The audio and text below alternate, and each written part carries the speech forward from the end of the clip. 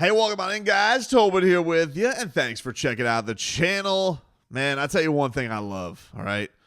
A lot of good guys contributing to this win today. 121-111 over the Phoenix Suns. Miami Heat improved to 11-10.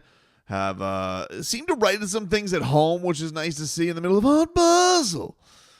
But, which, by the way, kept me away for tonight's game. Also, UFC is going on right now. I'm watching Thug Nasty and Chrome Gracie fight in the main card as we speak. But the thing I love today, that you want to talk about art, I like to call this one Duncyard Dawg, because he gives the snarl. That's art. That's art. That is like the great Mickey Goldmill said in Rocky, okay, when he was trying to teach his young fighter, about mental warfare. And he says, you got to snarl. The Bible says, it gives what the Bible says is a psychological edge.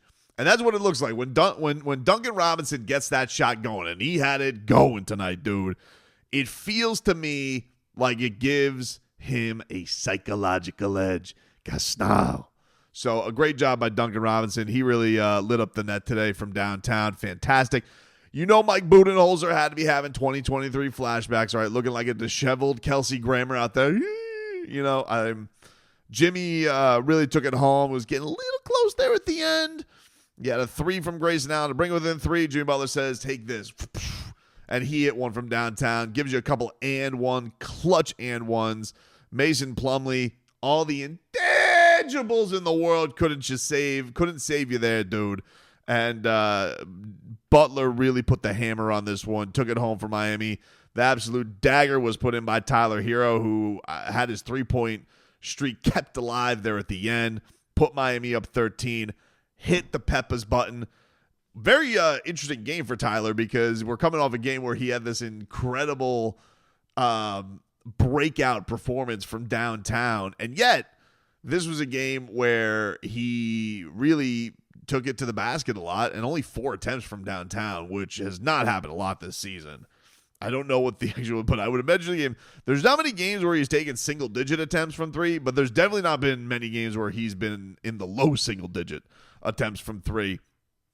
And, listen, that was definitely a game plan for the Phoenix Suns today. We'll see if other teams are going to follow suit. I imagine when you have a national game like Tyler Herro had, there is going to be a little bit of a what is going to be the counter punch from the other organizations of what they did, but he still handled it masterfully today, man. I mean, he got to the rim with ease. He was attacking. He was great.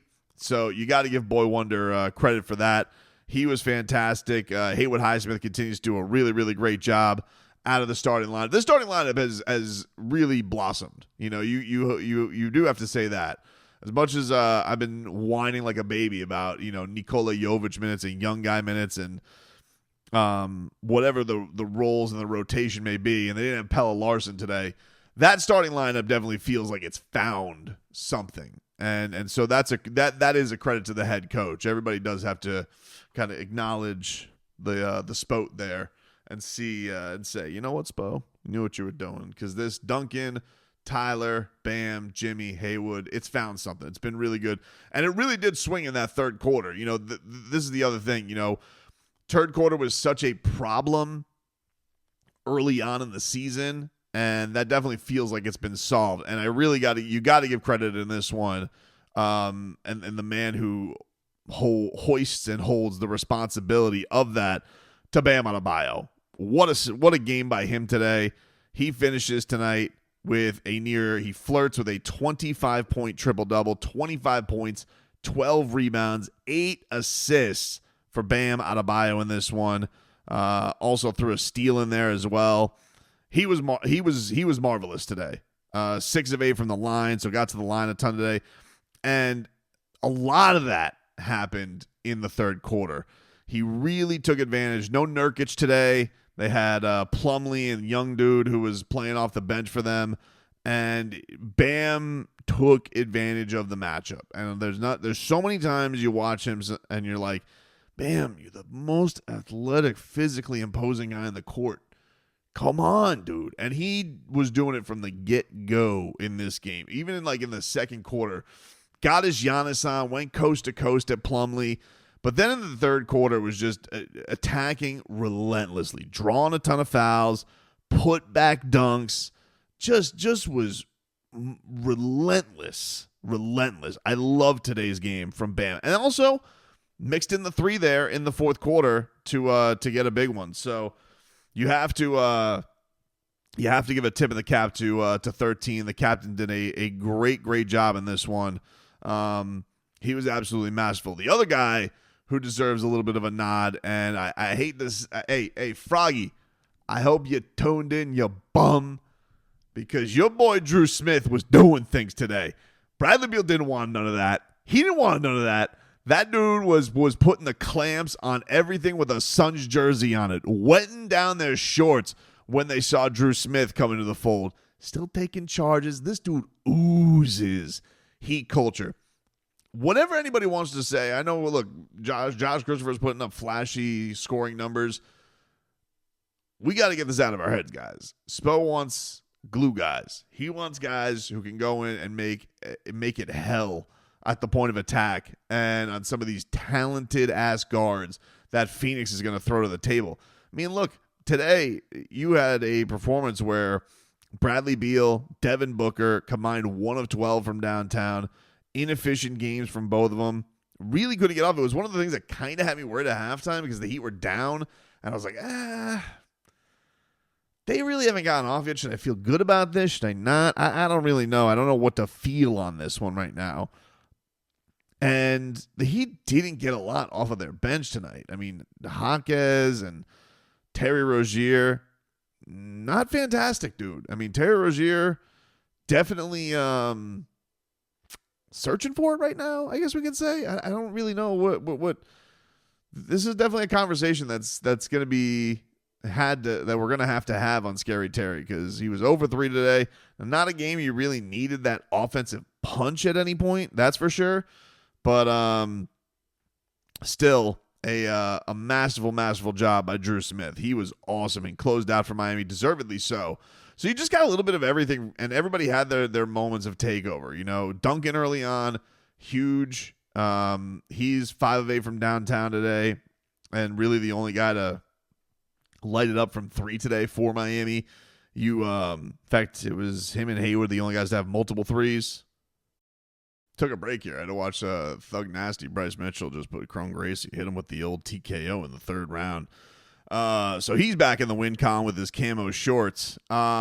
Anyway, so yeah, great job by Dru Smith today for the Miami Heat. And look, they go into this final matchup in the homestand, even though technically the homestand now extends to Thursday. I'm not counting that. So I'm just going to say the homestand ends here and then they have some days off. So the homestand is it going to be defined by the Cleveland Cavaliers game?